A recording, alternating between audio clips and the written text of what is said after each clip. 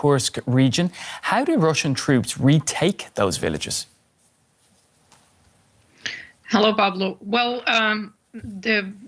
what we have to understand is that the fight for those villages, Viktorovka, Nikolaevka, which are all in the northwest of Suja, if we look at the map, have been going on for a while. So the past couple of weeks, we have seen slow movements also from the eastern part. So if we look at the territories that the Ukrainian forces hold, the Russians, what they are trying to do, they're coming from the northwest and the southeast.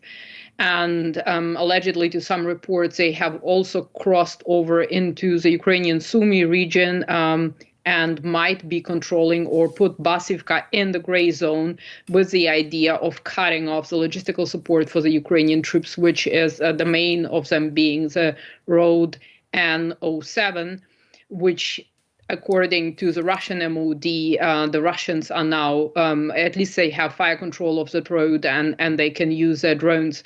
So essentially the idea is to have these Ukrainian troops surrounded and possibly take them as prisoners of war or basically to force them to surrender. And of course, this would be important before any sort of talks between the Russian and the Ukrainian side.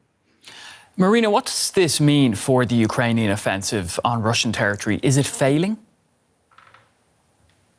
Well, essentially, and I said it from August 6th when this started, that it was a strategic mistake to continue holding that territory because essentially it did not improve Ukraine's situation on the battlefield.